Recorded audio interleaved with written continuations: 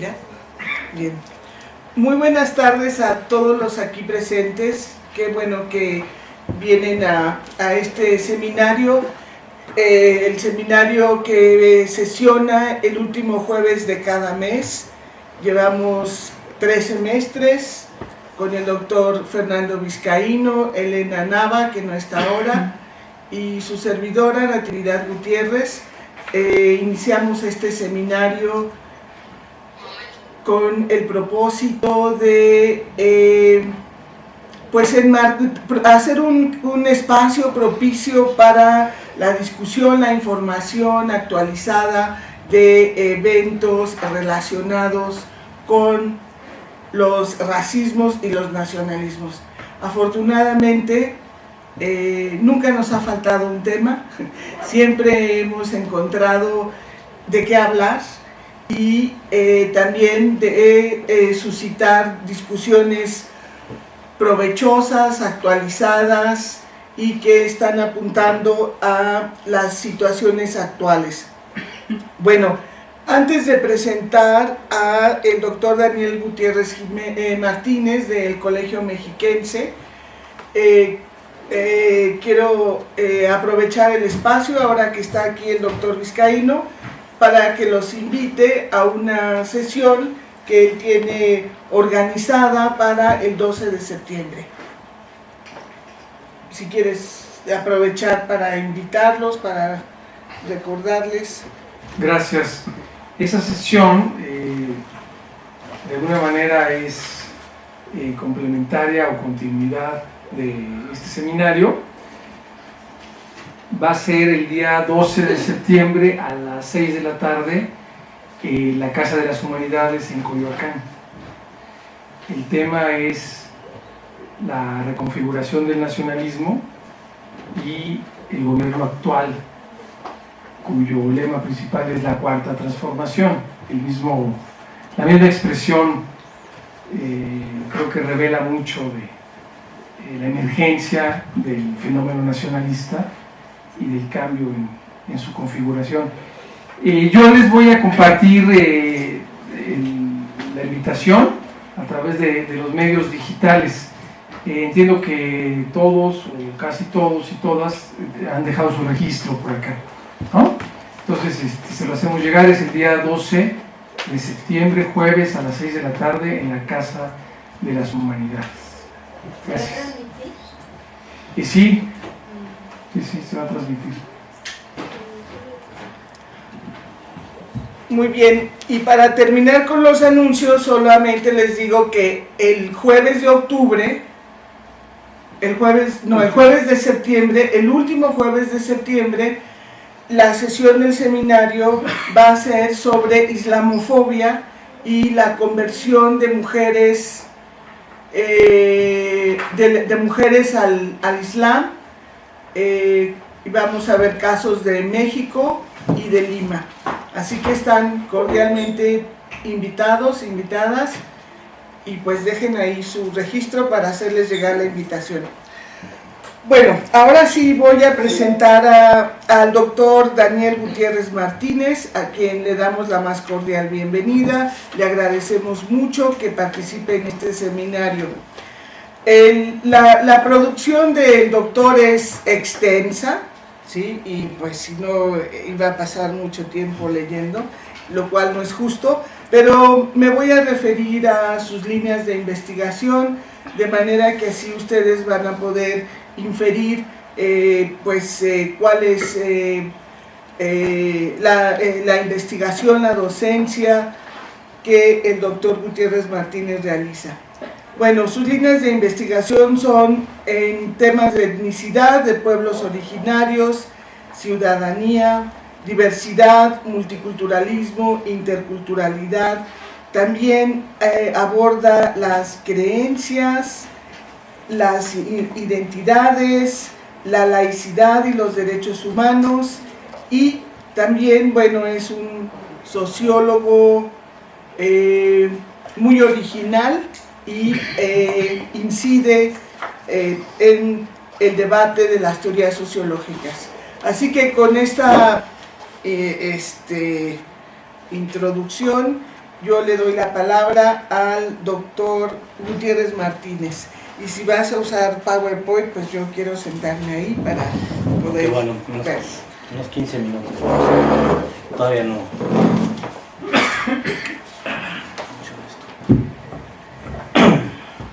No, pues sí, ¿verdad?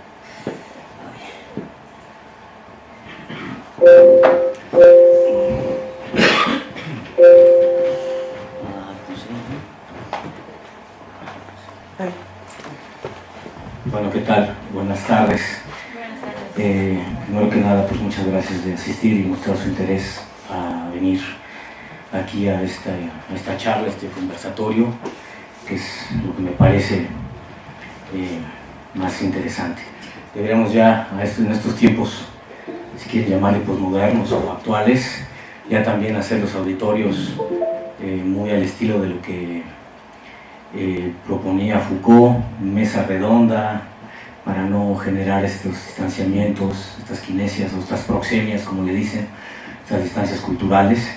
Pero bueno, es como decía un colega, amigo, profesor mío, Michel Maffesoli, que las instituciones del Estado son como las estrellas, ya están apagadas, pero todavía tienen una cierta luminosidad anquilosada del pasado, en este caso de la modernidad.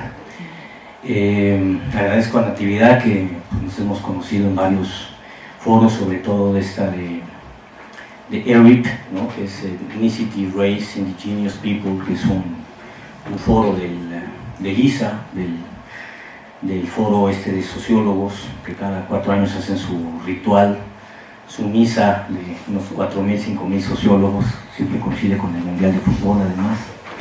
Entonces, y desde entonces ya habíamos un poco platicado entre los pasillos, entre las diferentes sesiones, que estando tan cerca en la Ciudad de México y pues no habíamos empatizado, quizás coincidido en trabajos conjuntos. Les agradezco mucho. También a Fernando, con quien en algún momento hemos ya colaborado juntos en una especie de socioetnología histórica, si llamarla así, y hasta dónde podemos llevar los imaginarios. No digo imaginarios colectivos porque es un pleonasmo, pero sí como los imaginarios pueden también remitirse desde la historia hasta varios milenios atrás. Y esto que digo sobre los imaginarios, que no voy a meter esta noción, pero tiene que ver con el planteamiento que vengo a hacer el día de hoy. Yo estaba un poco reticente de venir aquí con ustedes, porque me decía yo, bueno, digamos que en términos de racismo, hasta dónde yo puedo hablar en términos de racismo, pero pues entendemos que diferentes o múltiples racismos, no forzosamente asociados al fenotipo o al color de piel, sino, digamos, al desprestigio o bien a la jerarquización sobre lo superior e inferior. Entonces me dije que sí podía plantear algo al respecto.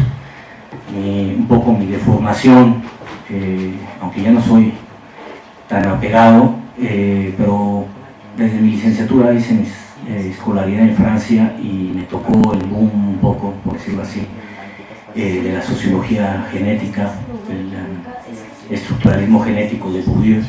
Lo conocí en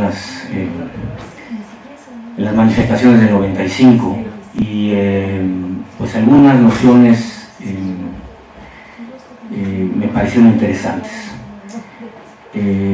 Una de ellas era la del racismo de la inteligencia. Ahora no sé si estoy tan apegado a la sociología bourdiana,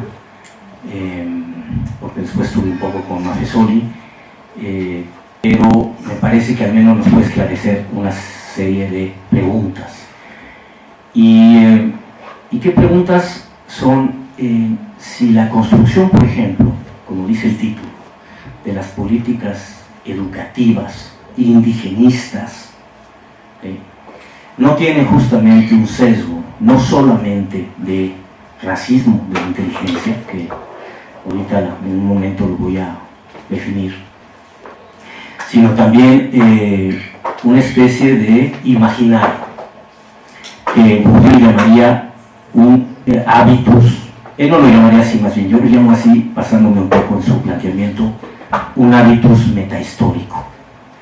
Es decir, hasta dónde seguimos cargando en nuestra política de Estado, ya no digamos en nuestra cotidianidad, todavía esta especie de colonialismo y que se refleja directamente en el tipo de políticas que aplicamos y que quizás sin las intenciones así confirmadas, terminan siendo políticas racistas.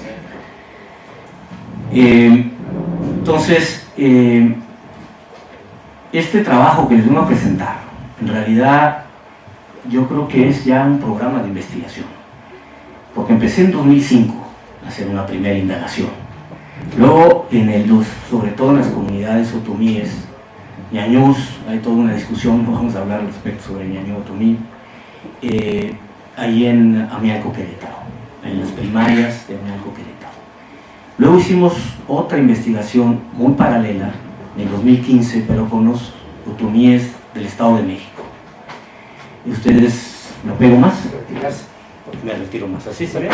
Perfecto. Okay. Saludos a todos aquellos que están en la red, si es que están. Luego somos 5 o 6, pero como diría don Felipe, mientras haya una gota en el firmamento sabré que existo. Una gota que brille en el firmamento sabré que existo. O que existimos en todo caso, del otro lado de la red.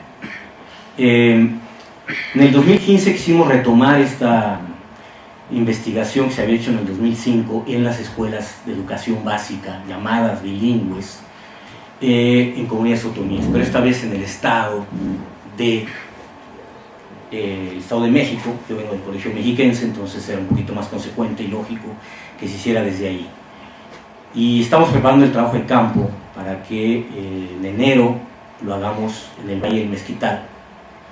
Y esto se los comento porque, como sabrán, el otomí o el ñañú tiene diferentes variantes y cuando ya estamos impregnados de ese mundo nos damos cuenta que al interior hay clasismos, pero también al interior hay diferencias de percepciones y que a veces incluso la misma lengua, el otomí o el ñañú, no es comprensible por las diferentes regiones. Y el caso más contundente es que cuando yo estuve en el 2005 en Querétaro eran profesores del Mezquital y los alumnos no forzosamente, sobre todo de primaria, entendían muchas nociones que decían los profesores. Lo mismo pasó en el Estado de México. Entonces, un poco la ontología del proyecto va en ese sentido. Digo que es un programa de vida porque pues esto es el otomí, que tiene al menos 8 variantes, o al menos está en 7 o 8 estados, y en cada uno, según el contexto de la comunidad, pues el uso, el aprendizaje, la aprehensión del idioma y por lo tanto, se puede discutir, pongo un asterisco, de la cosmovisión, es diferente. Pero si en términos metodológicos quisiésemos llevar a cabo los presupuestos que ahorita les voy a mencionar, pues tendríamos que entonces, terminando con la comunidad o la macroetnia otomí, tendríamos que ir a otras, la zapoteca, la mixteca, la maya, para ver si, que es uno de los presupuestos, quizás me estoy adelantando, para ver si podemos decir que los propietarios, pertenecientes o hablantes de una lengua, podemos llamarla indoamericana, tienen otra racionalidad en su cotidiano que aquellos que solo manejan, como sería la política de Estado, hasta cierto momento, una lengua indoeuropea, en este caso el castellano. Es decir, esta investigación tiene 3 dimensiones disciplinarias. Antropológica, obviamente, en términos de el funcionamiento colectivo de los grupos humanos ahora y antes, sociológico sobre, digamos, los desequilibrios, desigualdades que se pueden generar en una relación etnia dominante, etnia no dominante. En este caso yo hablaría de la etnia dominante, la que representa el Estado, o de espíritus del tiempo como la modernidad y la tradición, y una dimensión de psicología cognitiva, digamos, es la parte, el espacio de trabajo, hasta dónde esta racionalidad tiene impactos en los procesos cognitivos que puede permitir comprender una dimensión sociológica de desigualdades educativas o desigualdades sociales, y que termina por generar también una serie que llamamos racismos, clasismos, como lo queramos llamar. Entonces, me disculpo si es lo que les tengo a proponer es algo muy modesto, que pues a lo mejor termino muriéndome con él, pero es quizás una de mis principales preocupaciones, y entonces pues nunca va a estar acabado. Pero el socializarlo quizás permita el nutrimiento de ideas y acercamientos de otros enfoques que a lo mejor no hemos tomado en cuenta.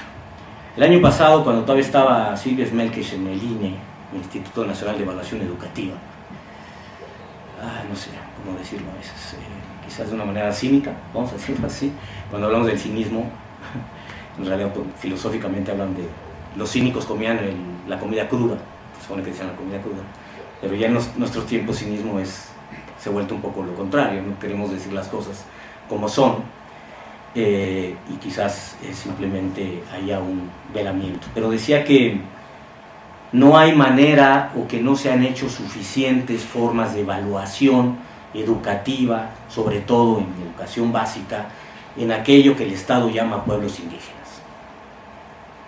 Lo cual me pareció pues, un poco alarmante, porque en realidad sí hay un montón de evaluaciones. Hay un montón, y ahí nada más denota nuestra relación quizás ausente entre científicos y políticos, siendo que se supone que ella es una colega científica y también política, pero me sorprendió, porque además lo que les vengo a plantear no es algo quizás novedoso, simplemente seguimiento de varias técnicas, de varias otras investigaciones, tratar de ponerlas integralmente, y eso quizás sería el desafío.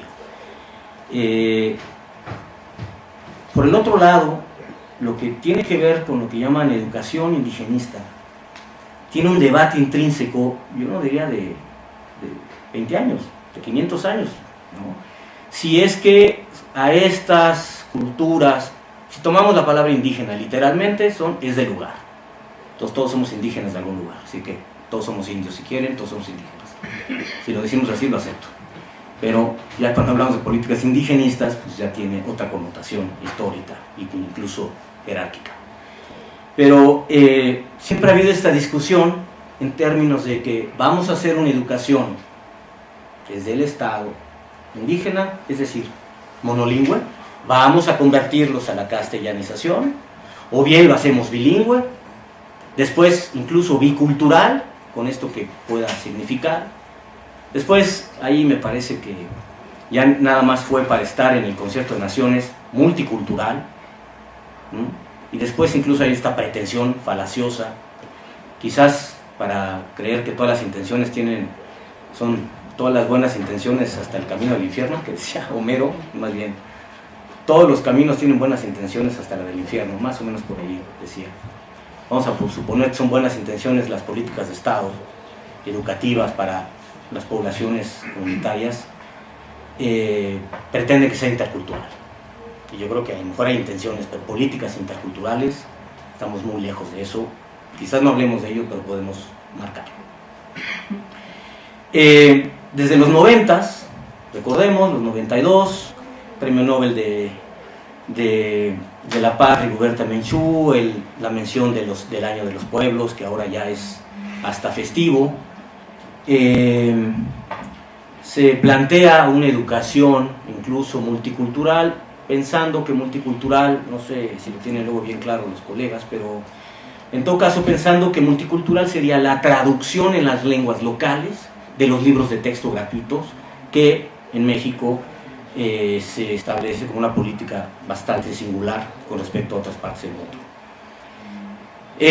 Así, bueno, pues se empezaron a distribuir en diferentes lenguas y tenemos, para el caso específico, para no hablar de tantas otras lenguas, el maya, el mixteco, zapoteco, creo que hay hasta por el momento 20 y tantas lenguas en las cuales se han traducido los libros de primaria en todas las áreas y que se imparten supuestamente en la escuela, en la lengua. Ahí es donde tenemos todos estos problemas como el que mencioné hace un momento sobre la real comprensión y la real aplicación de este bilingüismo o biculturalismo. Pero en el caso específico del otomí, bueno, pues están traducidos desde el 90, incluso toda la primaria y a los 6 años, pero es una traducción, digamos, vamos a decirla literal, entre los contenidos que tenemos, se supone también en las escuelas, donde no están traducidos en otra lengua, a la lengua local. Y ahí tenemos un pequeño problema, hasta dónde están los contenidos o las racionalidades traducidas. Y ahí sí, puedo llamar, es un multiculturalismo bastante básico, porque pues simplemente pensamos que con el supuesto respeto jurídico y reconocimiento político se establece una equiparación equitativa, valórica de los diferentes conocimientos de diferentes lenguas, cuando que en realidad siguen estando, como lo vamos a ver, fuera del contexto en donde se imparten. Y aunque están en la lengua, más allá de los problemas didácticos que pueden ser técnicos, de contenido, de imaginarios, de racionalidades.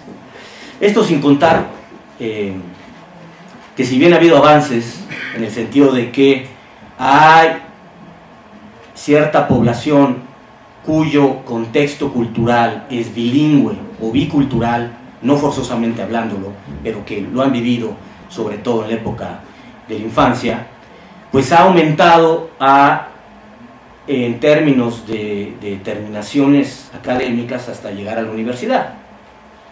Tú, Natividad, más que nadie sabes todo el tema de los intelectuales indígenas y hasta donde ahora en la actualidad hay programas, por ejemplo el CIESAS de lingüística parece bastante exitoso, en donde pues particularmente los estudiantes son hablantes de la lengua materna y yo le llamo la lengua nacional, o de alguna de las lenguas nacionales, y además tienen un diploma llamado científico académico, más allá de lo que son las universidades interculturales, que también ese es otro tema que hoy no lo vamos a hablar, pero que lo trabajo paralelamente.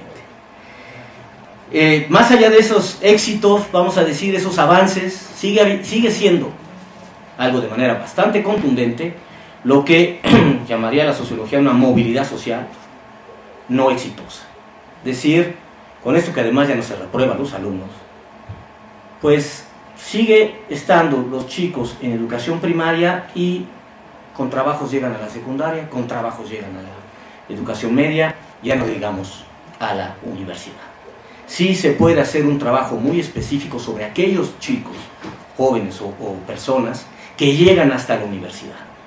Y además tengo un colega que se llama Manuel Nájera, un alumno, que hizo un trabajo sobre los funcionarios, entre comillas, indígenas, que logran tener funciones en el Estado, pero que al final, pues a veces terminan siendo, como dice el dicho, más papistas que el Papa. Es decir, con una mentalidad mucho más estatal, sin pensar forzosamente en una mentalidad llamada comunitaria. Entonces,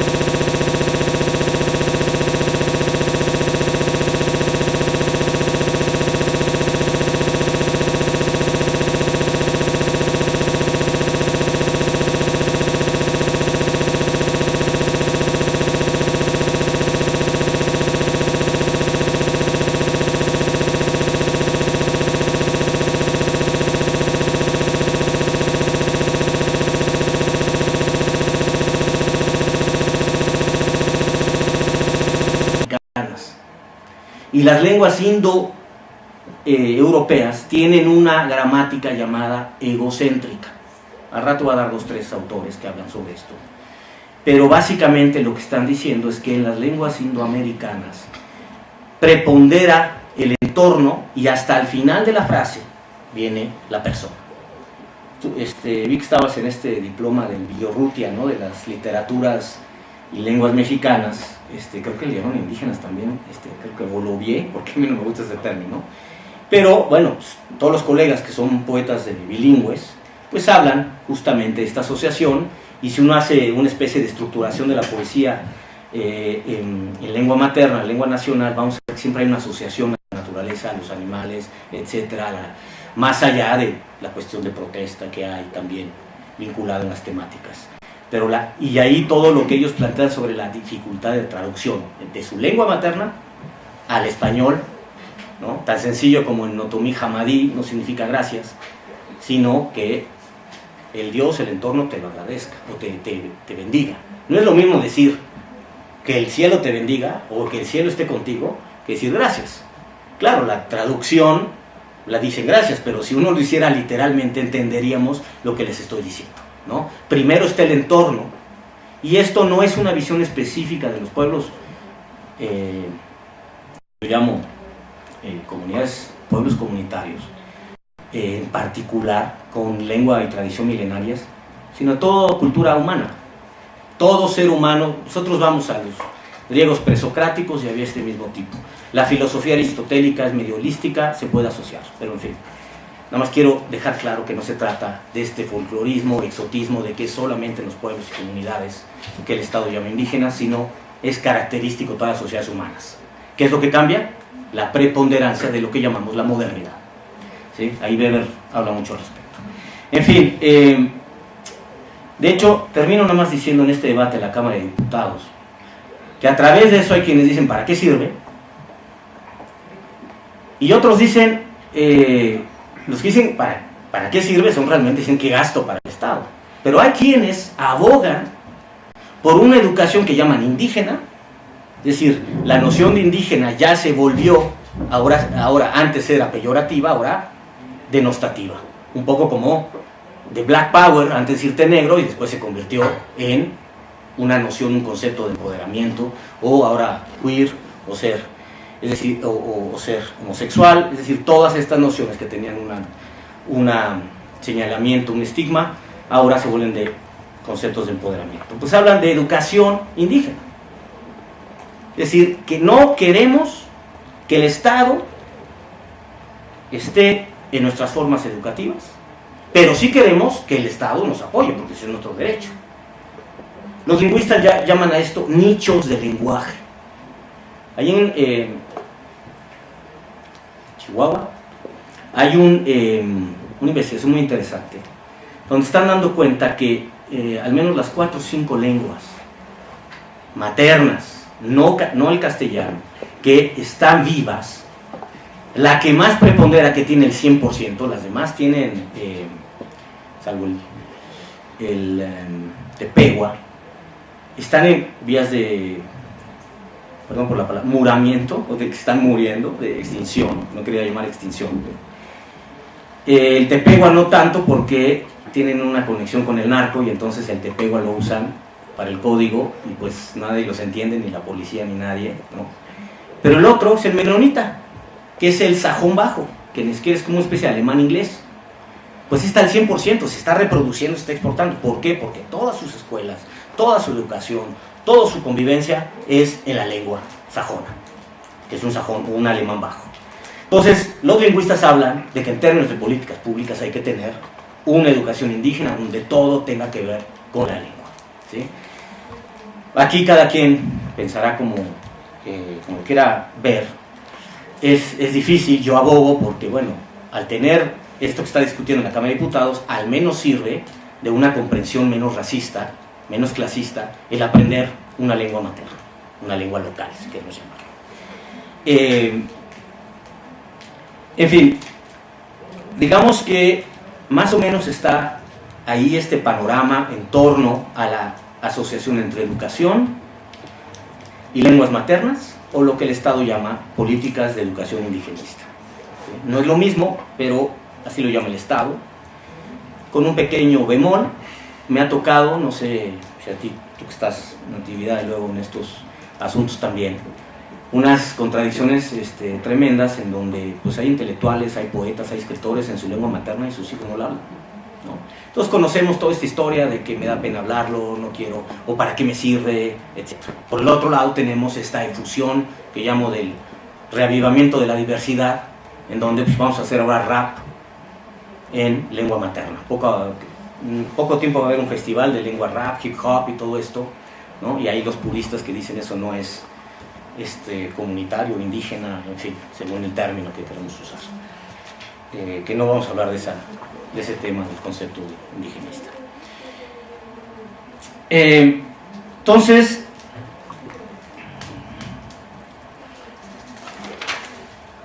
lo que yo traté de ubicar en esta investigación, pues a partir de varias cuestiones, utilizando un poco lo que les hablé de Bourdieu, dije hasta dónde la escuela oficial reproduce socialmente las desigualdades, búsquese los clasismos, búsquese los racismos, que supone erradicar. Les digo, esto no es nuevo, es un planteamiento de Bourdieu en su libro La reproducción, en donde habla de que el Estado francés trata de hacer una equiparación, una igualdad, una equidad entre las diferentes poblaciones y se da cuenta que los valores que se fomentan son para los ricos o son para los burgueses o son para aquellos que tienen este capital cultural. Rápidamente doy el ejemplo por si no lo conocen, es, pues si estoy enseñando la historia oficial y los grandes pintores, pues no es lo mismo un chico que a lo mejor va a su casa, que tienen una situación pues no muy holgada, o sus papás no son ni siquiera de una formación elevada, pues no los llevan a los museos y entonces no hay una pues retroalimentación con lo que ven en la escuela, y los que salen siempre victoriosos o virtuosos de este sistema educativo son aquellos que pues en su casa los domingos tienen amigos, colegas que vienen a casa, juegan con los chicos y son artistas o son intelectuales y se nutren, etcétera, y pues llegan a la escuela y comprenden mejor, ¿no? Está muy resumido y muy esquemático, yo lo sé, pero es que hoy no vamos a hablar de Bourdieu forzosamente. De todas maneras, Raymond Boudon, un profesor también en mis tiempos todavía mozos, planteaba lo mismo, pero bajo otras cuestiones, que era la reproducción de la élite y de las clases pudientes. Bueno, pues aquí tan sencillo es hasta qué punto el Estado mexicano, con todas las buenas intenciones, aunque sea para ir al infierno, son buenas, pero terminan por reproducir esas desigualdades. Yo no más digo educativas, sino sociales. Entonces, esto en términos metodológicos no se trata de una consideración o conmiseración de cómo sufren los pueblos y barrios que el Estado llama indígenas, sino metodológicamente nos ayuda a comprender mejor, porque son dos oposiciones, ¿sí? Yo creo que todos los ciudadanos y todas las personas de una sociedad tenemos nuestros problemas y todos sufrimos más y menos, no hay que victimizar, en todo caso, en el análisis científico a las personas. Bueno, ese es mi posicionamiento. Con esta situación nada más regreso al tema que les estoy diciendo sobre lo egocéntrico y lo geocéntrico. Piaget, Vygotsky, para nada más hablar en términos de psicología cognitiva, hablan de la racionalidad egocéntrica en el niño. Si nos vamos con Durkheim, con Dumont, hablan del holismo versus el individualismo. Y podemos irnos en diferentes autores, donde hacen esta contraposición, unos a niveles de estructuras mentales, otros a niveles de estructuras societales, que hay esta especie de preponderancia en el comportamiento individual o colectivo, yo diría personal y colectivo, sobre centrado en yo o centrado en lo otro, ¿sí? Entonces, los lingüistas hablan de que hay lenguas egocéntricas y hay lenguas geocéntricas. Entonces, tampoco es algo nuevo que les estoy planteando, simplemente estoy retomando estas ideas para ver hasta qué punto, justamente, podemos hablar. Esa es otra cosa, no sé si es...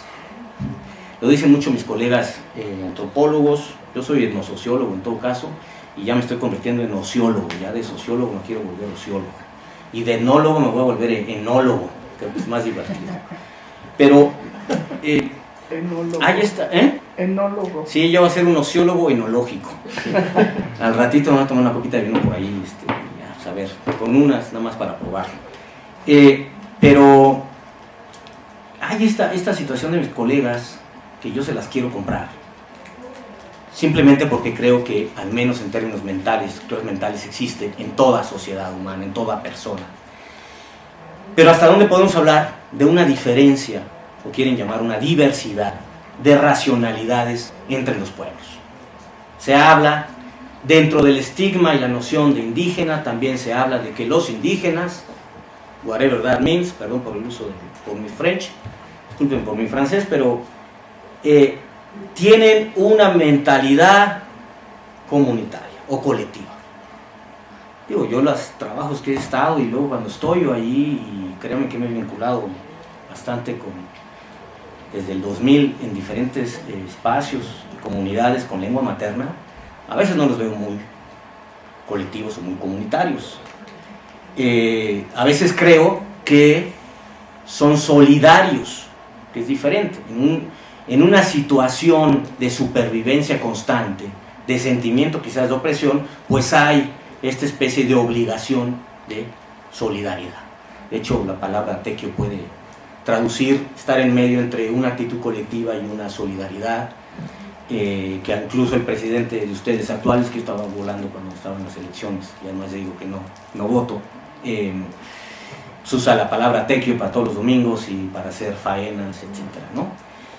En mi pregunta, vamos a comprarlo, vamos a decir que sí hay situaciones en las cuales uno trabaja geocéntricamente o egocéntricamente. De todas maneras, el texto de Weber, por ejemplo, los 3 tomos de Sociología de las Religiones, nos habla de que hay diferentes culturas con diferentes religiones que tienen una racionalidad diferente, y que él especifica que la racionalidad occidental, sobre todo en su bastión protestante, tiene una racionalidad basada en un individuo con relación directa con un trascendente y bajo una racionalidad de interés, de ascetismo, es decir, de no gastar y de ahorrar y de trabajar mucho, ¿sí? O sea, habla que Occidente en esos tiempos empezó una especie de, ya no nada más necesita ser protestante, sino,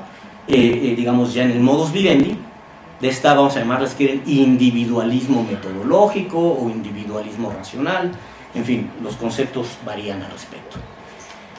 Entonces, esto de hablar de diferentes racionalidades, pues, podemos comparárselo a los antropólogos, pero no forzosamente decir que es particular en cada una de estas sociedades. Es más visible quizás en algunas.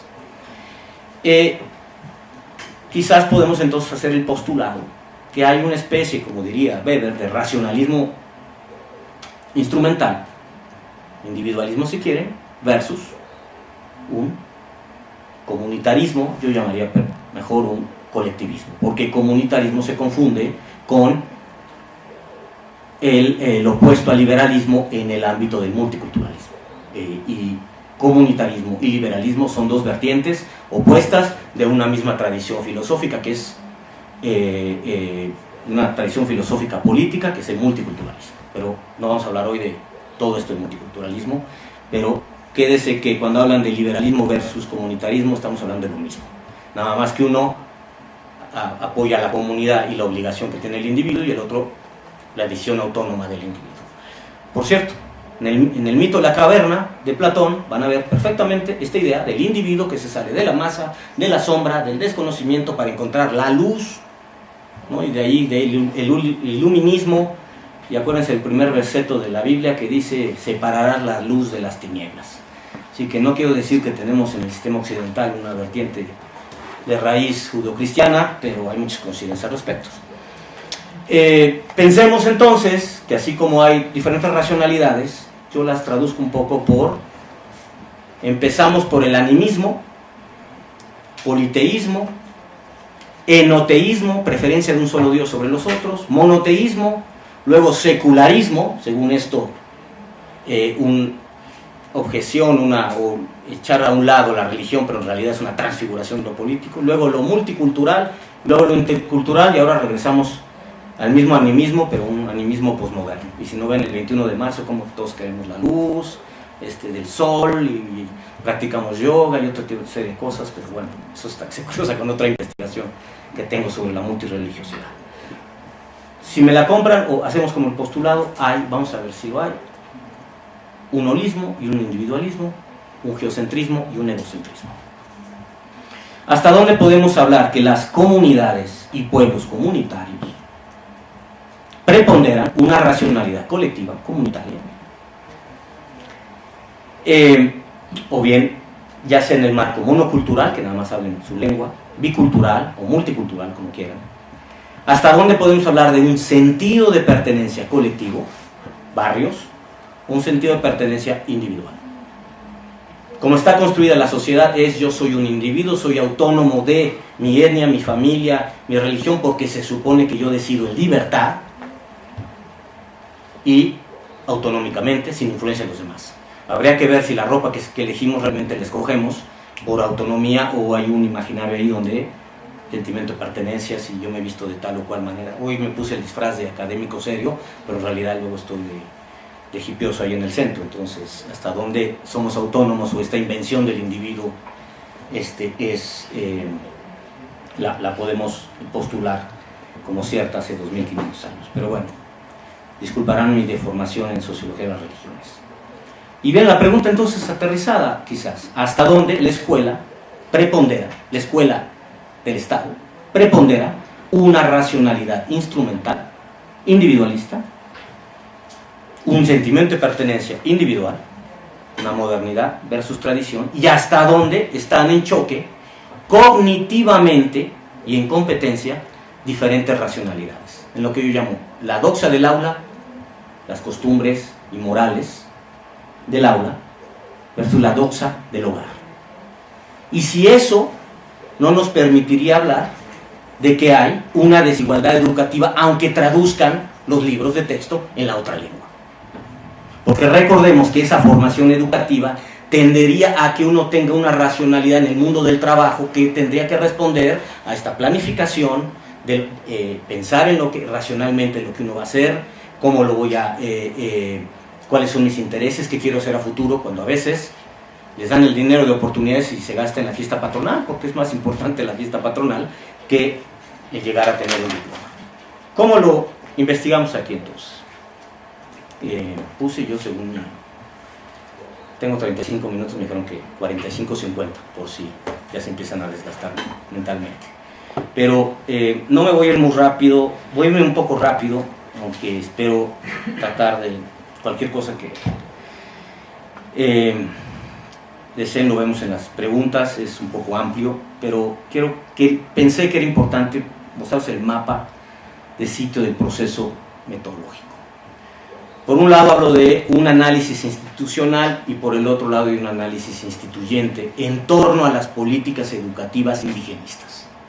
Del lado institucional, bueno, pues cómo son los programas educativos bilingües, cómo son los libros de texto, cómo son los análisis discursivos de las políticas públicas educativas, pero por el otro lado, cómo se vive, cómo se hacen los profesores con sus pedagogías, con sus didácticas, y es en donde encontramos a veces discordancia en una más lingüística, a veces los mismos profesores no tienen las herramientas para hacerlo, también sienten una cierta discriminación por parte del Estado, que no les toman en cuenta sobre sus propuestas de didácticas.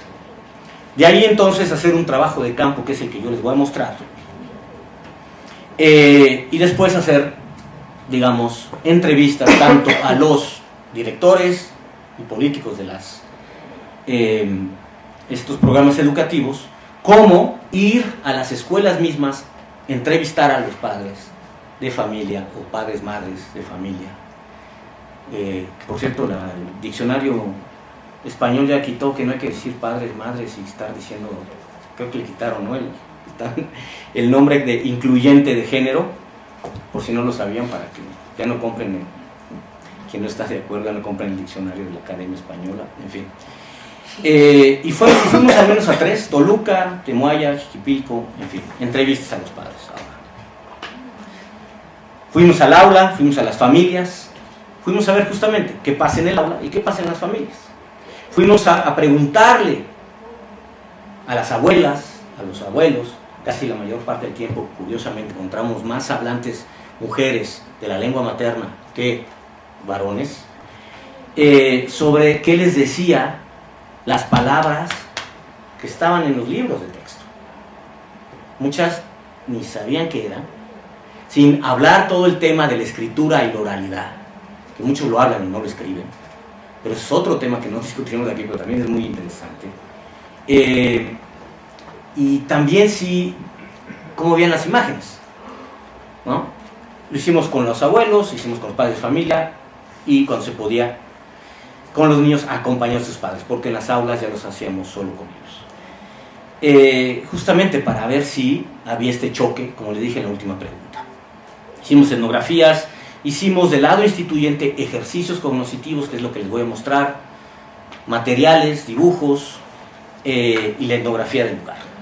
Bueno, a ver, aquí, como quedan pocos minutos y prefiero darles la investigación en sí misma, solo quiero que vean que en estos cuadros, incluso se les podría socializar, ¿qué sería un tipo de holismo? ¿Qué sería un individualismo? Pues bueno, el individualismo es toda la preponderancia del individuo que se define en función de sus logros, en una cierta racionalidad, desarrollo de una moral con ideas de libertad, hasta donde, aquí les pongo, nos han puesto hasta el pescuezo y hasta el tuétano, que la libertad es unos valores universales. Pues eso es un valor universal de, si uno va y al rastreo, pues judeocristiano, anglosaxón y protestante, pero podríamos hacer la pregunta, ¿qué prefiero? ¿Un mundo recíproco o un mundo de libertad? ¿Sí? ¿Hasta dónde yo puedo aceptar que la libertad es el valor más importante de la humanidad? Pero parece que ese es el pilar del sistema e incluso de desarrollo en el que estamos. Pelear por la libertad, pero creo que son preguntas quizás bizantinas, filosóficas, pero que me parecen sobre las cuales está fundada nuestro sistema. Luego, una vez que definimos lo que es individualismo y holismo, o egocéntrico y geocéntrico, tratamos de hacer justamente esta recopilación de diferentes monografías de los colegas para ver qué podría ser una especie de cosmovisión de las comunidades y de los pueblos y una cosmovisión individualista del Estado, ¿no? Principio hay un inicio y un final, contrario a que hay un continuos renacimientos, el ser humano es el centro del planteamiento moral de la relación con el entorno, cuando los seres del mundo son entornos en el área holista, planteamientos integrales del medio ambiente, en fin. Podríamos irnos, si buscan evidencias, digo, porque a la ciencia positivista o el empirismo lógico le encantan las evidencias cuando lo tiene evidente, pero como les he comentado, en toda el análisis de la literatura, poesía, cuentos, mitología, está asociado el ser humano como parte del entorno, y el entorno es primero, incluso como les mencioné en su análisis gramatical. Después de eso hicimos, bueno, ¿cuáles serían principios comunitarios? ¿Cuáles serían principios indigenistas o del Estado? Digo, si quieren esto, se los podemos socializar, lo puedo dejar aquí, no hay problema, y en varias publicaciones que se ha hecho esto. Pueden incluso plagiarlo, pero plagienlo bien, no, yo no demando ni nada, no creo tampoco en eso de la autoría única, creo que todo viene de un lado y del otro, pero ahí está un sistema individualista en el cual tenemos que hacer autoría y, en fin, y llegar al SNI 3 o al 4, no sé qué tantas cosas nos ponen por ahí. Pero cuando hablo de estas características identitarias, son de alguna manera lo que cuando uno va a la comunidad empieza a encontrar.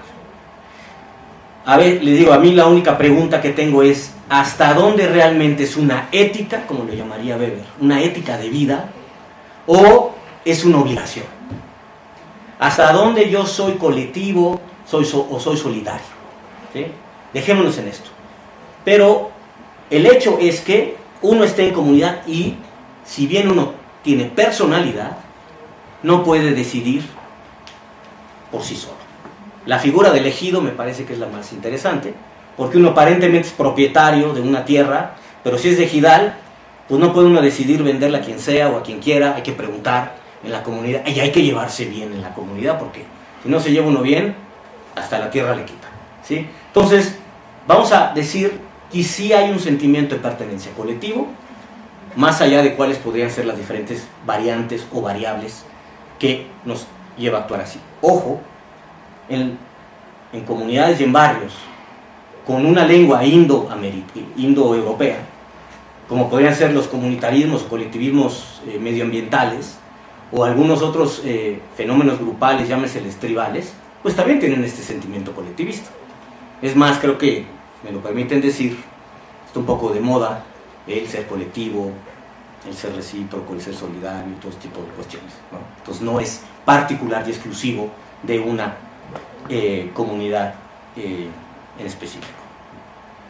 Esto que les estoy planteando aquí tampoco lo voy a decir de manera detallada, pero simplemente quiero que entiendan que se hizo un análisis de todas las políticas de educación llamada indígena, esto siguiendo un poco la cuestión de los campos de Bourdieu, en donde hay que tener en cuenta que en ciertos momentos históricos hay un campo, dentro de todos los que hay en la conformación del Estado, que predomina más que otro. No sé si podríamos decir que en la actualidad el campo económico predomina sobre los otros campos, al punto a que hasta el arte se define por su valor económico. Y hay cierto campo político que tiene también cierta fuerza, pero hasta dónde es más o menos. Ahora piensen capital y espacio social, este espacio social, en términos educativos. ¿Qué es lo que predominaba en la época colonial? Pues el campo religioso, ¿sí? No el económico. Entonces, la política pública educativa, en este caso la corona, estaba enfocado más a intereses políticos, en este caso, o religiosos, en este caso, castellanización y catecismo. En fin, lo del hábitus, olvídense, y aquí es donde empezamos a analizar los libros de texto y los materiales didácticos de 1500 hasta 1819, y también las políticas que había. Y ahí encontramos que el campo religioso predominaba de manera importante frente al simbólico que estaba en las comunidades y frente al económico. Según Bourdieu, al interior de estos campos hay jerarquías. Entonces, si el campo económico es el que predomina en la actualidad, ¿quién es el que está más alto, al menos en México, en el campo económico? Slim. Entonces, Slim en la teoría tendría mucha influencia en las decisiones en los otros diferentes campos, ¿sí? Entonces, aquí obviamente lo que llama el Estado indígena, que es el A, pues siempre va a estar abajo de todas las esferas. Estar abajo, y aquí el simbólico no le pusimos rayas porque no sabemos si hay una jerarquía o no. En fin, de 1821 a 1991, el campo económico, el político es el que más predominaba. ¿Y cuáles eran las políticas educativas? Vamos a ser ciudadanos, vamos a hacer que todos seamos mexicanos. Esa es una preocupación que se aterriza en las políticas educativas.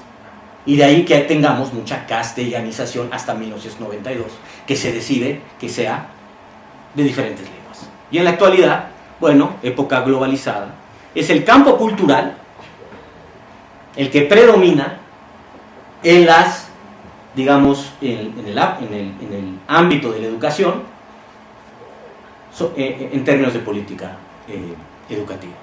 Es decir, acuérdense, el 92, toda la instauración de los conciertos de naciones, sobre los reportes de cultura, el Día de los Pueblos, sobre el Año de la Cultura, la diversidad. Empezamos a cambiar ya no a la igualdad, sino a la diversidad, y ahora parece que es en boca de todos, ¿sí? Lo cultural es un ámbito preocupante en términos de política de Estado y por tanto en la política educativa. De ahí que los libros de texto sean bilingües. Entonces este es un análisis macro, histórico, de cómo, ¿verdad?, desde la decisión del Estado hasta dónde llega uno a los tipos de libros de texto o didácticas y pedagogías que uno tiene.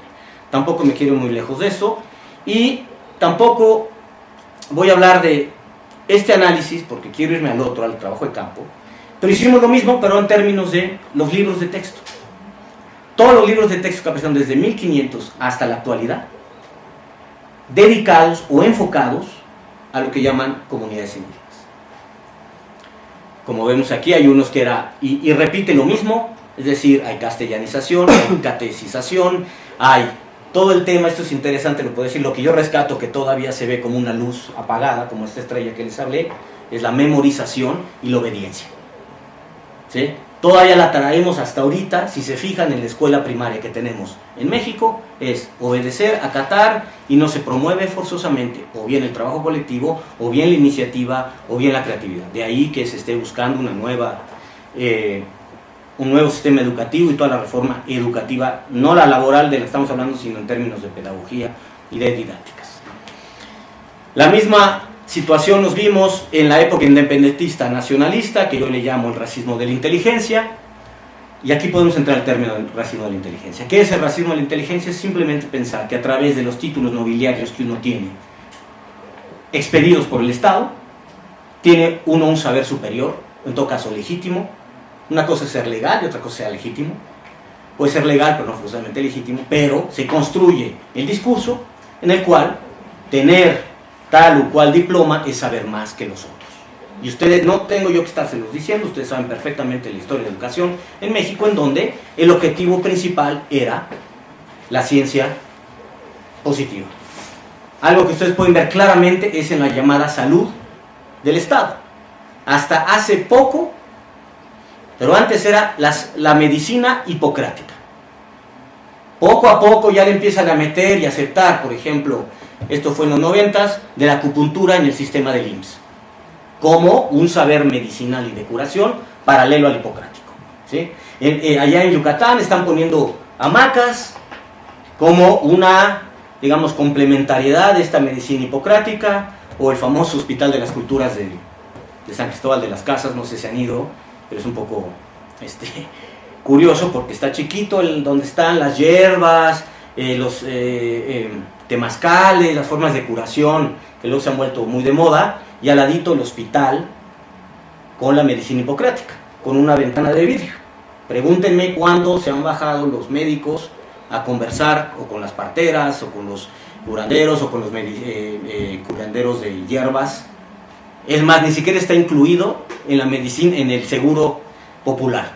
Entonces las personas prefieren ir a la medicina tradicional en su región, que pagar el transporte para que me den la medicina que tengo yo en la montaña. Además no me lo cubre el seguro popular, mejor voy a ver al otro, ¿sí? Entonces a eso me refiero de la especie de racismo de la inteligencia, el decir que esta ciencia que viene de tal o cual dado este saber es superior a los demás, y constantemente lo vemos. Yo tengo el diploma, yo tengo los conocimientos, es superior al tuyo, ¿sí? Y eso lo vemos implícitamente en los libros de texto, en los programas educativos. Yo no estoy ni que para que sea una educación pura indígena, ni que solamente se haga la lengua en las escuelas urbanas donde no hay población, sino una complementariedad entre las diferentes áreas, y eso sí sería intercultural, pero como les dije, estamos muy lejos de eso. No voy a analizar la parte actual, porque es en lo que viene un poco de manera más pruebista, si me permiten decirlo, aunque no me gusta, en el trabajo de campo. Pero lo mismo se hizo el análisis de los libros de texto en la actualidad, y básicamente les puedo decir, hay una decontextualización entre lo que están viendo en las imágenes con respecto a lo que viven cotidianamente. Por ejemplo, y ahí tengo algunas hicimos toda una serie de testimonios de los entrevistados. Lo puse justo para que son 3:40. Me quedan 10 minutos. En términos de imágenes, yo no nada más en el lenguaje de la lengua materna que se usa, sino en las imágenes, están descontextualizadas de lo que ven. Ya no digamos que pongan a personas con ya lo cambiaron un poco, ya le pusieron sombrero, ya trataron de ponerlo un poco más rural a veces, un poquito más plural, pero son individualizados, o bien el trabajo es siempre en clase. ¿Cómo vamos a aprender lo que nos están enseñando los abuelos asociado a la escuela si no salimos y vamos alrededor de la comunidad a ver todo lo que se está sembrando, lo que no se siembra, las plantas, los animales que existen ahí. Ya no digamos que estén en la lengua, en este caso ñañú u otomí, vamos a suponer que los entienden, porque es un otomí del Estado de México, 1-2 horas a lo máximo. Es más bien una clase, como en la primaria algunos solían tener, clase de inglés donde te voy a dar 2 horas y todo lo demás sigue siendo en español. ¿Sí? Entonces, no sé si lo puedo decir, pero en su momento yo lo llamé como una especie de racionalidad híbrida. Lo que uno percibió en los niños, sobre todo esta tensión entre lo que yo vivo en la casa, cómo lo resuelvo con las serie de doxas que me dan cuenta, y en la escuela.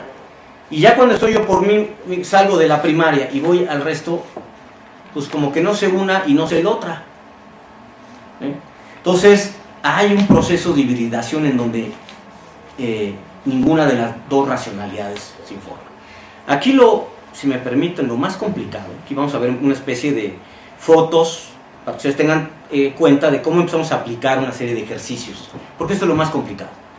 ¿Cómo se puede medir un proceso cognitivo asociado, ¿sí?, a una cosmovisión específica? ¿Cómo puedo yo decir que los niños están preñados o bañados de una cosmovisión comunitaria, vamos a llamarle geocéntrica, y se enfrentan, como hicimos en el análisis de todos los libros de texto, a una racionalidad individual, en donde los contenidos de los libros y las formas de enseñanza es la promoción de la individualidad, desde los premios y castigos hasta los trabajos individuales que no son en equipos, hasta los contenidos mismos e imágenes que hay en los libros. Tomando algunos ejercicios, hay un montón, les digo, si ustedes buscan egocéntrico, van a encontrar un montón en psicología social de ejercicios, sobre todo para los niños. Desde Piaget hasta Vygotsky, hasta las últimas vertientes. Separamos el salón en 4 áreas, porque eran 4 ejercicios, y los chicos iban pasando uno tras otro. Primero el de ubicación espacial, luego el de narración grabada, luego el de un dibujo, y luego el de una ubicación de ellos mismos en su propia escuela y en su comunidad.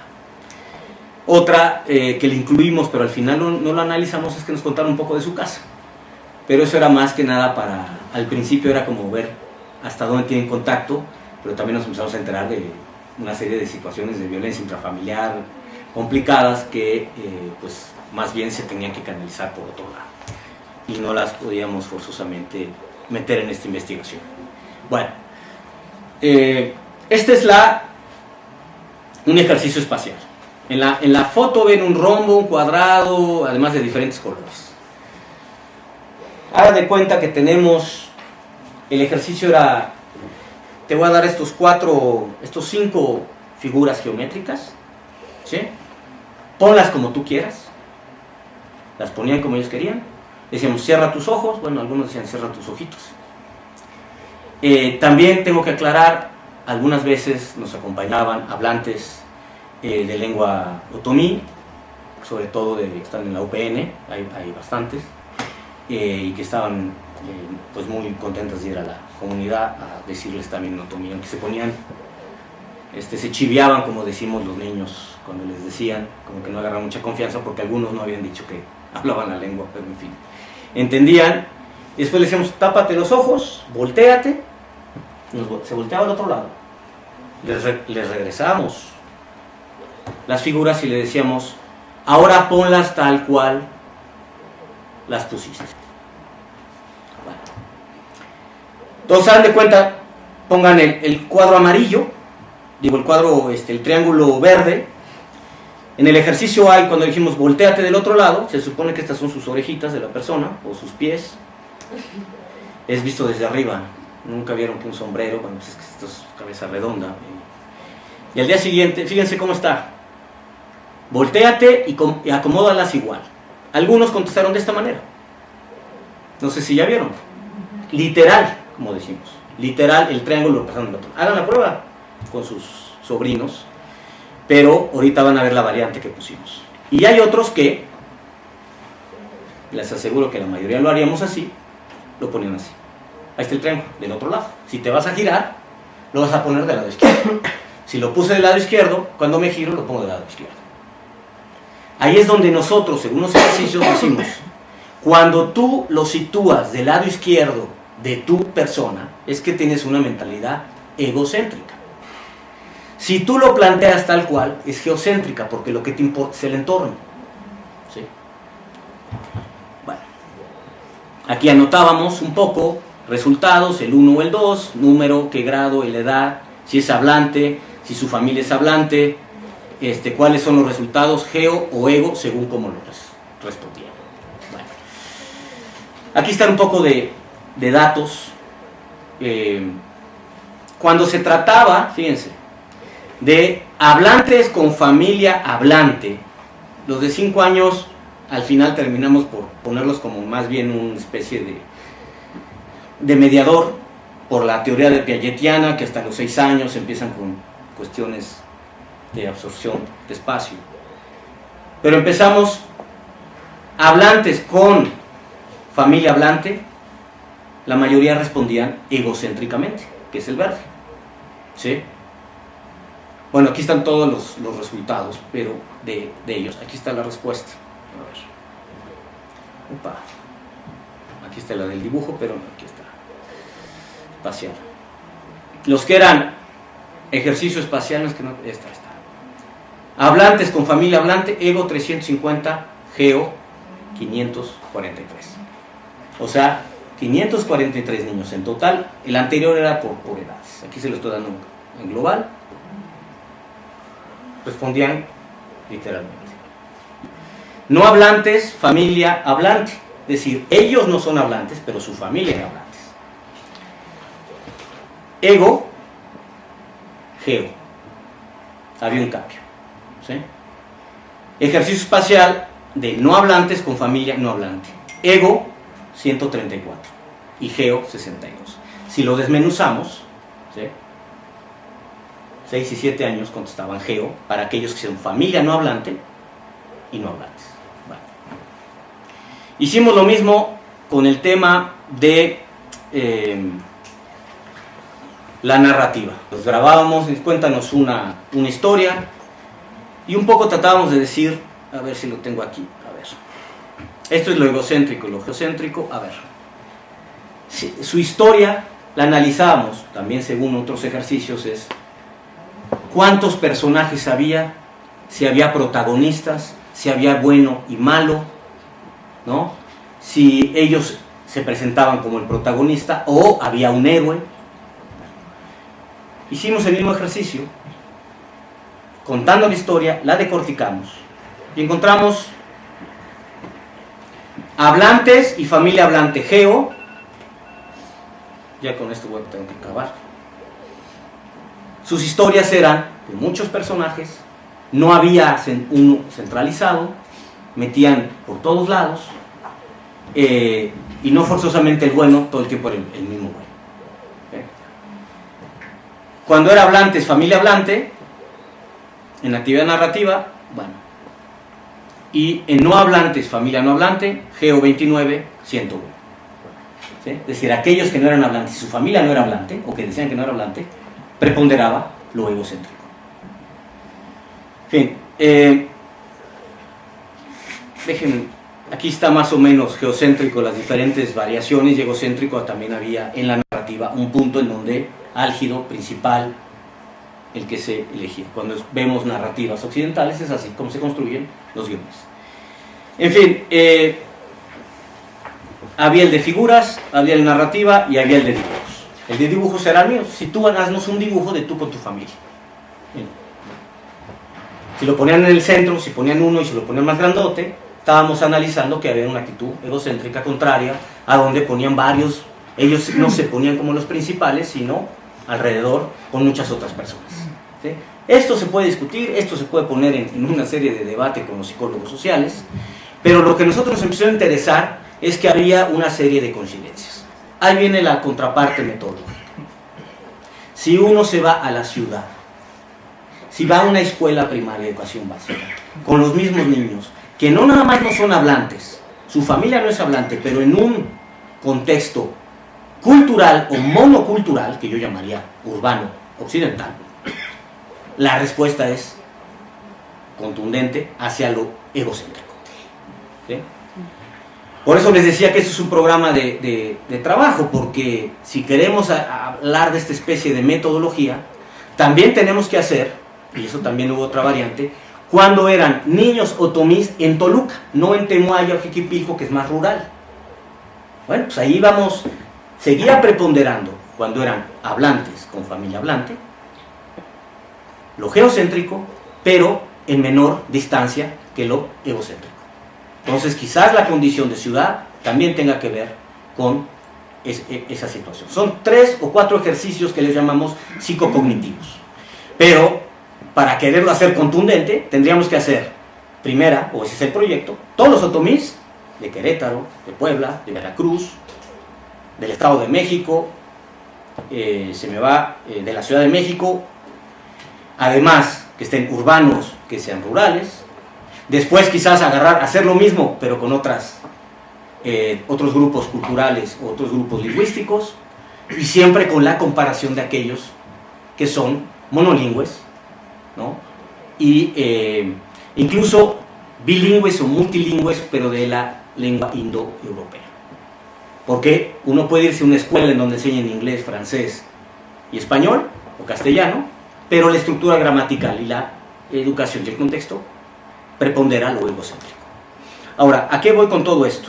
Aquí son fotos, sigo pasando, aquí son las coincidencias estatográficas sobre la condición de marginación, etc. ¿Por qué planteamos esto? Porque generalmente las causantes de esta especie de no progreso en la educación indígena de los niños, que terminan trabajando en las peores condiciones o en los trabajos menores, es porque no pasaron, hay condiciones de pobreza o de marginación. Aquí postulamos que más allá, si se resolviesen esas condiciones, pasarían 2 cosas. O bien terminan por hibridizarse y completamente occidentalizarse, tener una situación de mucha tensión en su propia comunidad, que a veces ya no regresa, o bien, no cambien en nada la cuestión de racionalidad, porque los contenidos siguen siendo y promoviendo una especie de individualismo frente a lo que de niños por obligación o por cosmovisión lo viven. Y aquí son un poco las escuelas para que vean un poco. Este es el municipio de Temuaya, Jiquipilco, el Temuaya urbano, el Jiquipilco del bosque, rural, perdón. Varias veces me quedé ahí en la camioneta atascado, como 5 o 6 horas, porque estaban en algunos lugares muy difíciles de llegar. Y bueno, yo sé que en una hora no les puedo dar a detalle toda la investigación. Aquí están un poco los salones, cómo trabajan, lo ponen en las diferentes lenguas, pero el éxito de la reproducción lingüística es muy, muy bajo. Lo entienden sus abuelos, entienden sus padres, pero ya hablarlo es un poquito más difícil. Bueno, aquí más fotos. Aquí la sala de cómputo, porque está en otomí o en ñañú. Luego se vuelve uno pues más empático con los niños y pues ya se ponen a jugar y ya se quedan un más rato y después ya está por más. En fin, aquí estaban los colegas que estaban en el grupo de investigación. Paisajes, ¿no? Para que ustedes lo vean. Este es en Toluca. En fin, algunos tenían pues comedor, y pues ya unos eran obviamente también las ovejas y guajolotes, pero esta imagen la tomaron no más de turismo, sino esto es lo que vemos, pero no lo vemos en los libros de texto, así es lo que me quiero referir. Entonces, pues seguimos en todo este cuestionamiento hasta dónde está el libro de lengua del primer grado, para que empiecen a ver las imágenes que les digo. Ustedes, algunas empiezan a coincidir, para que no digan de qué estamos, para que digan, bueno, nos está dando una idea de qué estamos hablando. ¿Cómo son los otros? Aquí están personas individualizadas, bueno, en fin, el de ciencia. ¿Qué es la ciencia? Bueno, pues aquí no está la economía, no está todos los saberes del agave, todos los saberes de los agrícolas que aprenden en su familia, de los mismos insectos. O sea, varios niños nos dieron a comer insectos y dice, ¿cuál? No, es que este sabe bien rico, pruébalo. No, pero a veces se comió porque no tenían otra cosa que comer, ¿no? Ya después hay quienes por gourmet van a pagar un montón de plata por los insectos, cuando a veces en realidad es porque es lo que hay. En fin, le estoy pasando más las imágenes, pero no sé si entendieron la idea de esta investigación un poco, que es una cuestión un poco problemática, cómo pasar de un ámbito antropológico, sociológico, a psicología cognitiva, y entonces dar cuenta que implícitamente hay un choque, llámenlo ustedes cultural o lo que yo llamo de doxa, entre el aula y la casa. Y esto lo hacemos de manera metodológica polarizada. Si lo vamos degradando y acercándolo, como quien dice, al centro, pues podemos hablar de cultura proletaria versus cultura urbana cosmopolita, y ver esas desigualdades o esa reproducción de desigualdades que nos tienen una sociedad, ¿no?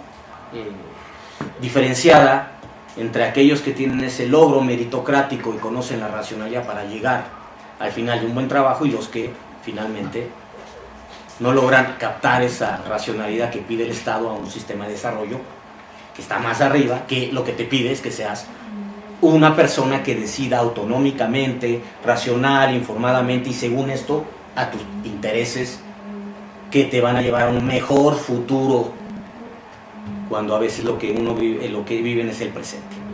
En fin, no sé, mejor lo dejo a las preguntas, si les interesó, o en fin, creo que aquí me puedo parar. Bueno, pues muchísimas gracias a David. Daniel. Muchas gracias, Daniel. Bueno, yo creo que la presentación, voy a dar algo que quisiera hacer un comentario, y luego, por supuesto, que está el micrófono para ustedes. Lo que yo estoy aquí entendiendo, ¿sí?, es que de nada sirve traducir los libros en lenguas indígenas si no se pone atención a esta pedagogía. Bueno, le voy a llamar pedagogía, no sé de qué otra forma llamarle. Si no se reconoce que la forma de apropiación del conocimiento de los niños indígenas es como tú lo dices, es un geo, ¿no? Es georreferencial, el entorno, la comunidad. Y pues una forma occidental es el ego, el yo, ¿no? La referencia sobre uno mismo. Entonces, lo que yo estoy tratando de pensar es que, pues, ese racismo institucional al que tú te refieres es, pues, que la simple traducción de libros a los idiomas no es suficiente, porque no se va de fondo a la forma de cómo se aprende. Eso es lo que estoy yo tratando de ver aquí. ¿Me entiendes? Eso es mi reflexión de la exposición que has hecho. La identidad vista desde un plano occidental, pues busca preguntarse quién soy yo, ¿no? Claro.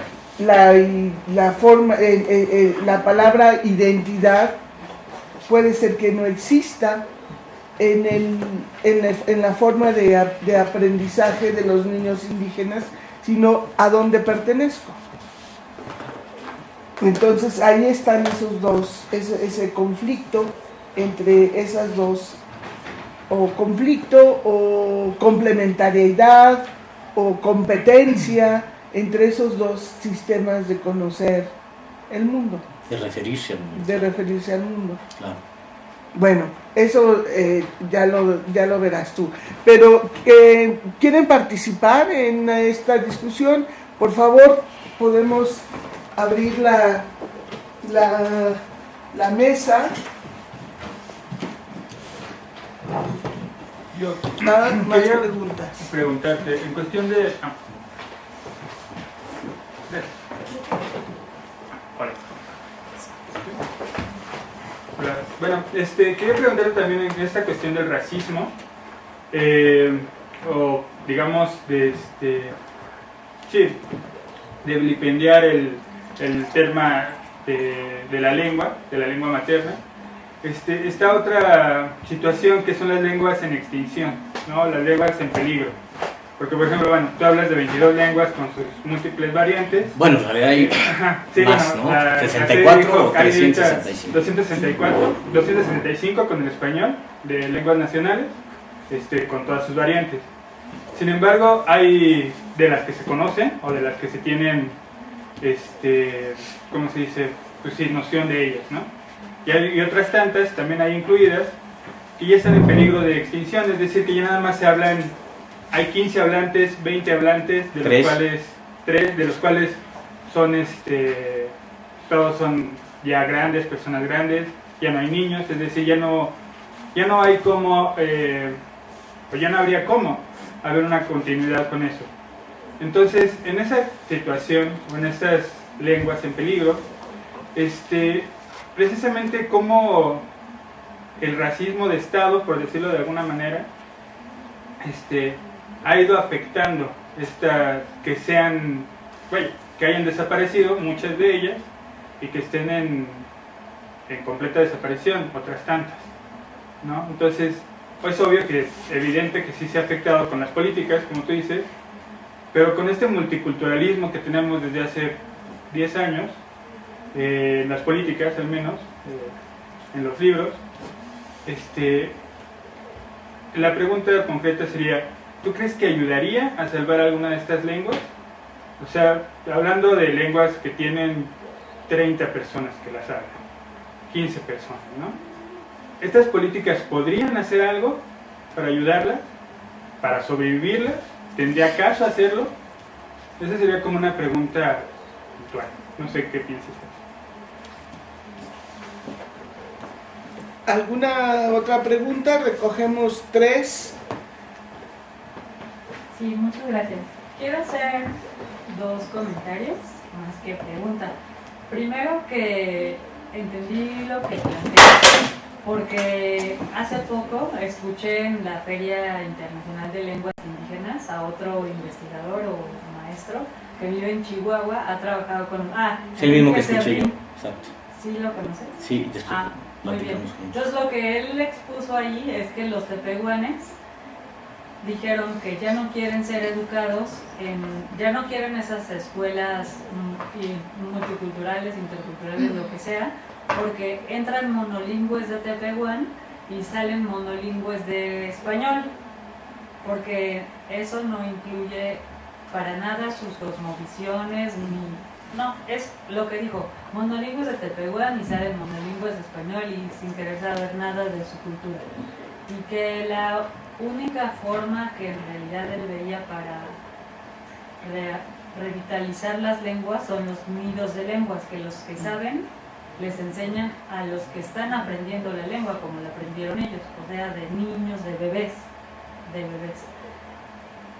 Y la otra cosa que quería decir es que ahorita hay una obra de teatro muy buena que se llama Ochtli.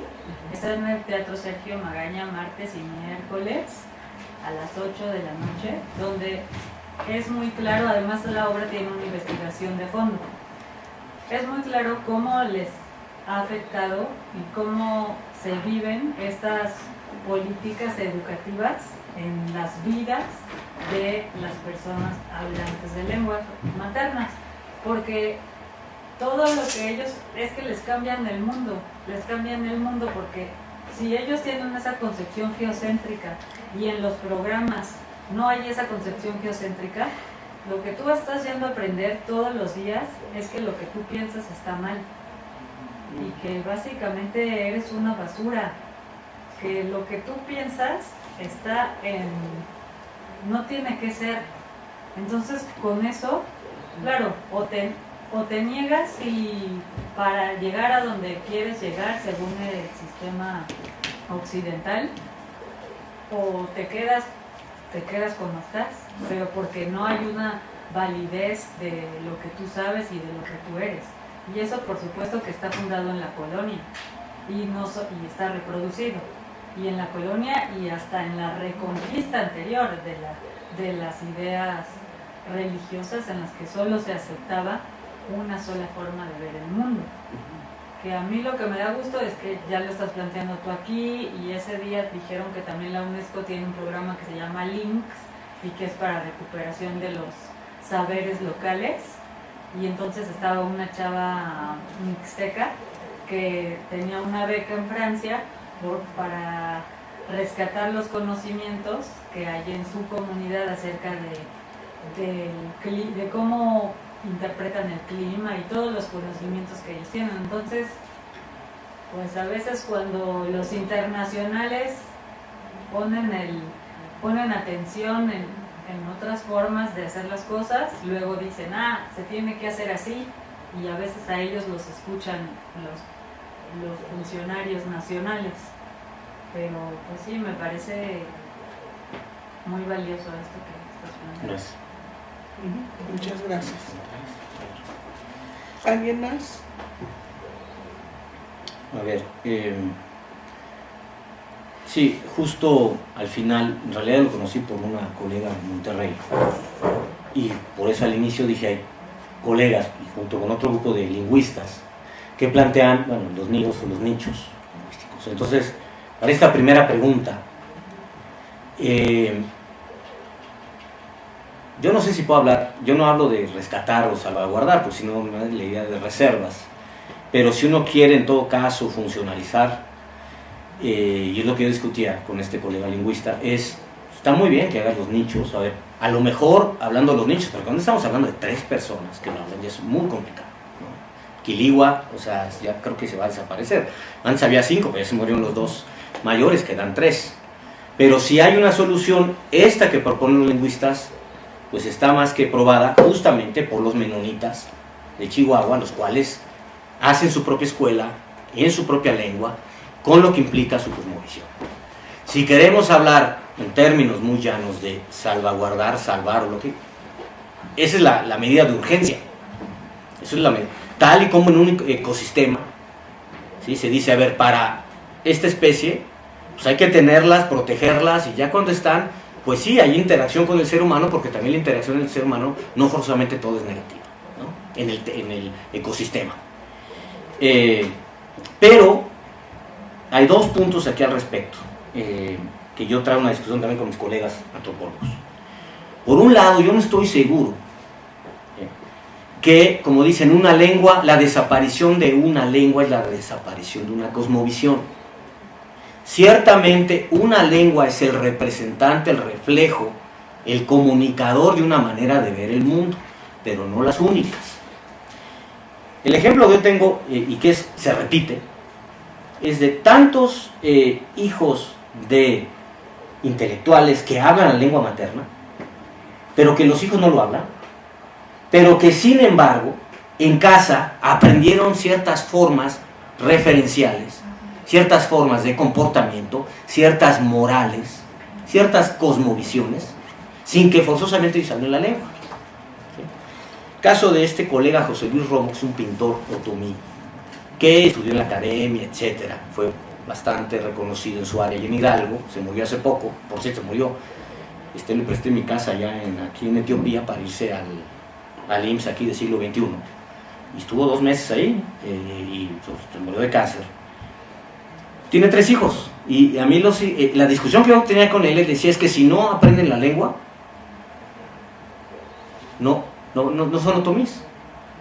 Pero cuando le dije, oye, yo estoy aprendiendo el otomí, cuando lo termine de hablar perfectamente, ¿me vas a hacer un otomí? Y pues obvio que me dijo que no. Es como si yo dijera, sí, yo viví 10 años en Francia, eso no es francés. ¿No? Entonces, ahí hay un tema que no sé si lingüista, lengua igual a reproducción cultural. Porque él mismo está diciendo, cuando tú vives, ahora sí vamos a decir la palabra, cuando uno mama cultura, en la casa, aunque no abre la lengua, pues uno tiene cierta manera de actuar y hacer las cosas, porque desde bebé desde el hábitus lo tiene, ¿sí? Eso es para empezar.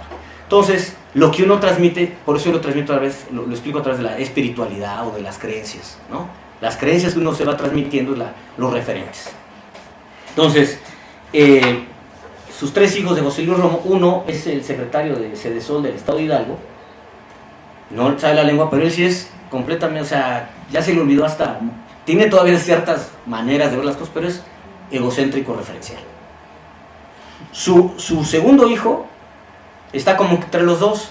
Por un lado es médico, pero por el otro lado es guitarrista. Entonces, en su vida cotidiana es muy geocentrista, pero en la medicina es muy egocentrista, ¿sí?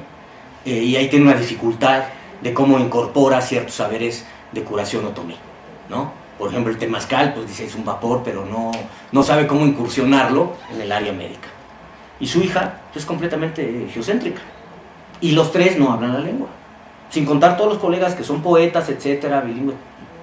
Y sus hijos no lo hablan, ¿no? Pero eso no significa que no hayan podido transmitir ciertos referentes o referenciales. Entonces, ¿a qué voy? Sí se puede rescatar y salvar. Pero creo que lo que estoy tratando de hablar aquí, no nada más es el tema de la salvaguarda de las lenguas, porque si nos vamos a ver, hay 8,000 lenguas en el mundo, clasificadas. Para mí yo digo que si uno le pone el slang y el tepiteño y todo, tendríamos muchísimos más, ¿no? Hay 8,000. Por cierto, México está entre los 5 países con más lenguas que se hablan, junto con Brasil, Indonesia, creo que, ya no me acuerdo si es Nigeria o Kenia, disculpen. India. En el 2050 va a haber 4,000. O sea, tú estás hablando de los quiliguas, que hay 3, pero yo te estoy hablando de 4,000 lenguas que van a desaparecer en menos de 30 años. ¿Sí? Esto sin a paralelo de la biodiversidad y todo lo que estamos hablando, ¿sí? Del ecosistema, etc. Pero más allá de eso, no digo que no sea importante, al contrario, sí, estoy de acuerdo, entre más lenguas, más posibilidades de representaciones que uno puede tener.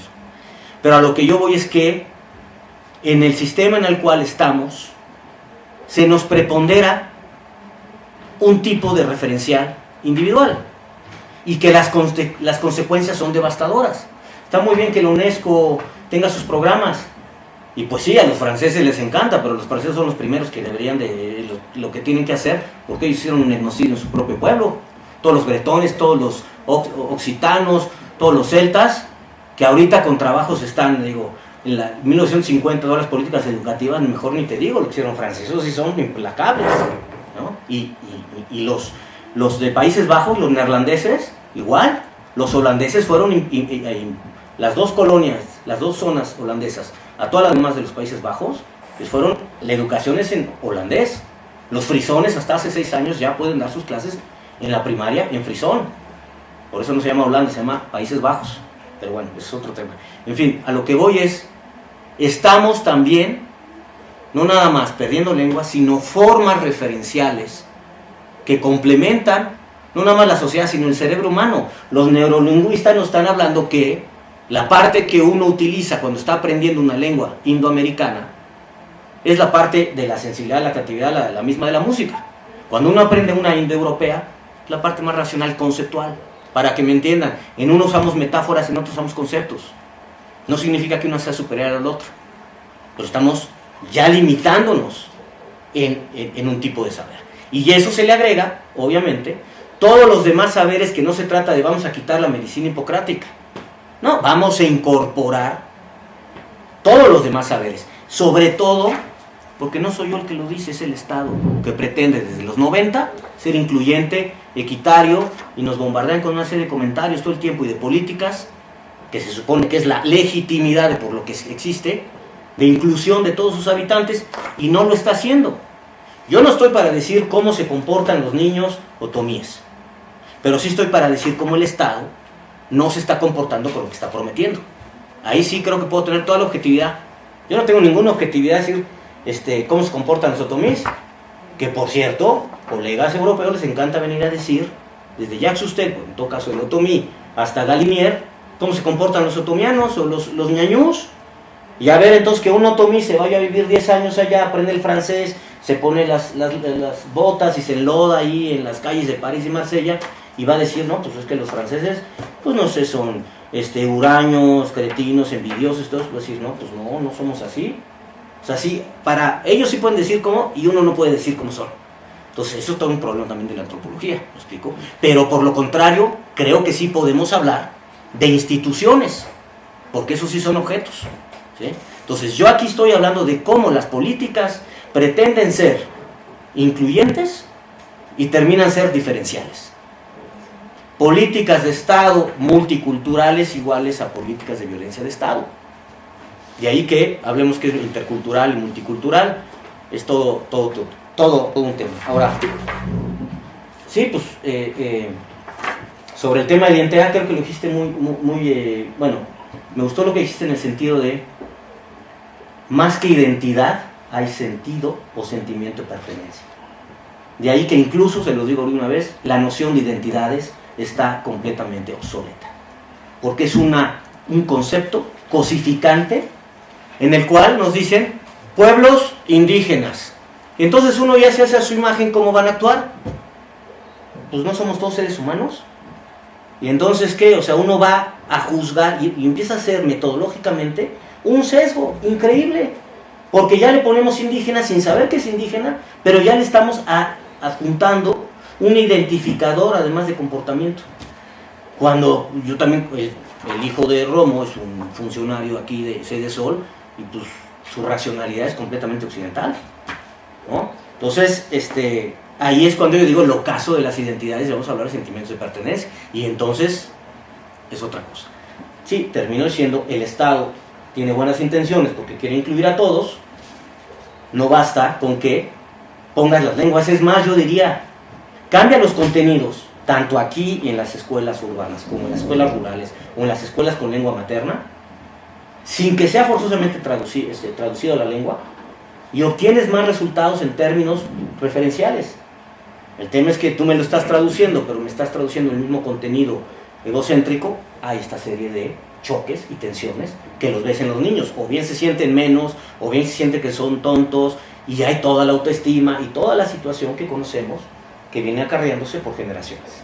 Y en lugar de estarnos ocupando de todos estos procesos cognitivos, pues estamos siempre echando la culpa que es por la pobreza, por la marginación, por tal y cual. Pues también se vive en las ciudades, también se vive no forzosamente en contextos de tradición milenaria, que son deplorables, que son cuestiones que hay que ocuparse, efectivamente, pero si desdeñamos los contenidos de diferentes racionalidades que ya están intrínsecos en la estructura mental, como societal, de todos los grupos humanos, pues entonces estamos limitados. Y tenemos las consecuencias de genocidios, etnocidios, marginación, desigualdad y racismos. Que no es de racismo de piel, aunque esté asociado, pero es racismo de tu saber no vale nada. Tan sencillo como esto.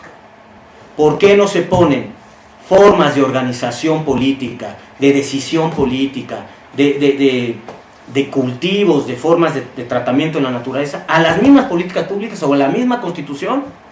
A ver, que pongan el TEC como obligación en la Constitución mexicana, no nada más para los grupos especiales. Ahí sigue habiendo un sesgo, los grupos especiales. Nada más que no les llaman grupos especiales porque es políticamente incorrecto. Pero es un indigenismo posmoderno. Los seguimos con los especiales, les vamos a dar su lugar, su autonomía. Eso está muy bien. Pero no se supone que el chiste del asunto es poder convivir y aprender unos de otros. No hay nada, y si quieren les doy una prueba contundente, con eso me callo. Bueno, con eso... La comida, cuando tiene tantos, la comida mexicana, o llámenle la comida nacional, la comida de este territorio, que tiene tantos elementos de tantas diversidades y de tantos espacios, pues es inigualable en el mundo entero, como en otras culturas. ¿Y qué es? Lo mejor de cada elemento se vuelve un ingrediente. Pues no van a decir si en la sociedad lo mejor de cada grupo humano se aplica para la generalidad, pues vas a tener mejor sociedad. Entonces, pues eso es, digo, mi punto de vista a lo mejor, y por eso me ensaño tanto en ver esos procesos cognitivos, y de ahí no viene, no nada más este tipo de desigualdades, sino muchas otras. Y lo que nos estamos perdiendo al desdeñarlas, o simplemente decirles, ahí en tu espacio, en tu reserva, haz lo que quieras. Pero ya para el Estado es otra cosa. Bueno, dije que me callaba, y eso cabe un poquito más. Ahora sí una pregunta. ¿Tú crees que hay una apertura para cambiarlo, para ver este sentido, para ver esta necesidad desde el Estado en este gobierno? A ver, no sé si en este gobierno, porque yo soy apolítico, o bueno, si soy anarquista no puedo ser apolítico, ¿verdad? Porque creo en el ser humano y el intercambio, que solito se va la homeostasis. Pero hay un punto que tú mencionaste.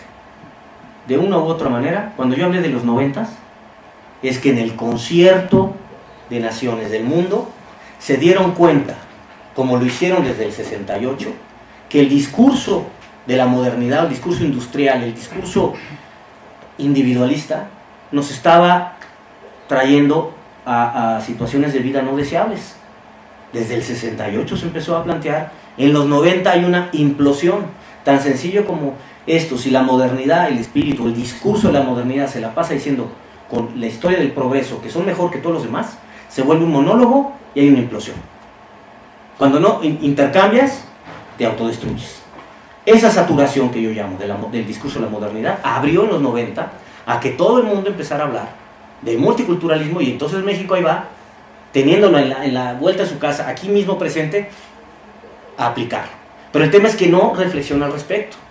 Cuando yo estuve en la Cámara de Diputados ahí hablando de educación superior, y que estaba esta Esmel, que estaban, le digo, ustedes no tenían ni idea de lo que son lo intercultural, y fueron a hacer unos mastodontes ahí de universidades interculturales, que puedo decir, bueno, son universidades multiculturales, porque al menos respetan y reconocen.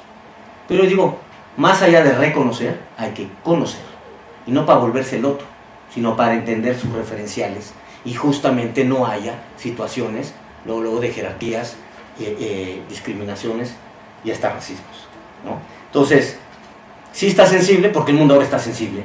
Y lo que tú dices, si antes no se hacían obras de teatro y ya hubo una ópera, y sí, es el feedback.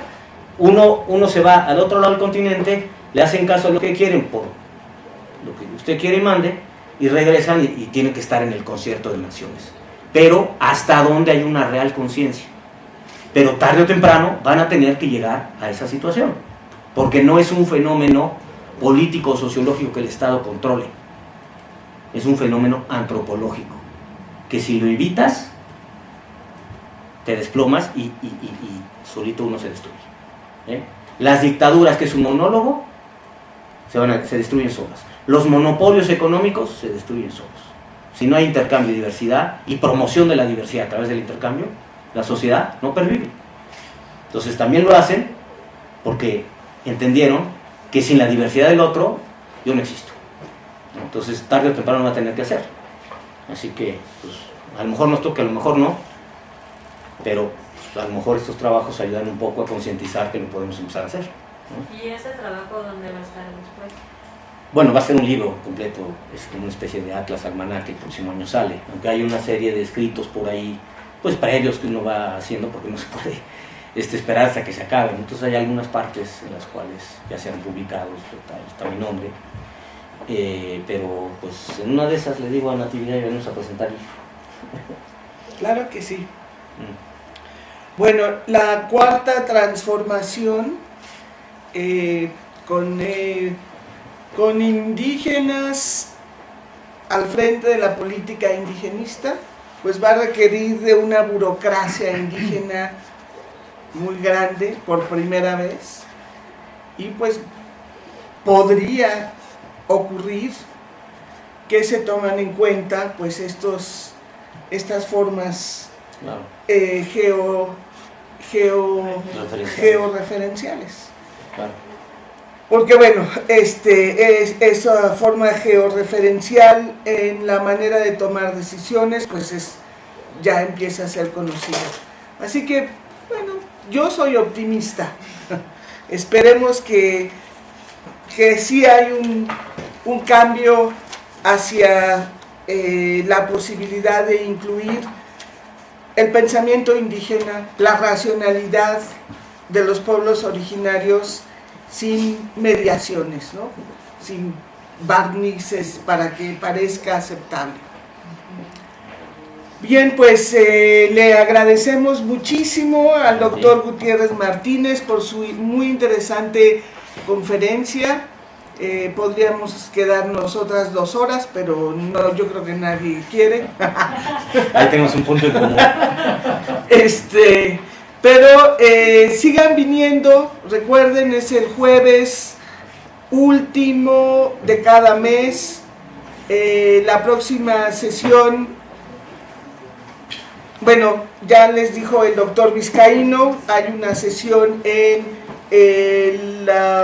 Coyoacán sobre la Cuarta Transformación y el nacionalismo, y el próximo jueves de octubre, último jueves de octubre, vamos a hablar sobre islamofobia y la conversión de mujeres mexicanas y peruanas al Islam. Así que están todos bienvenidos. Muchas gracias.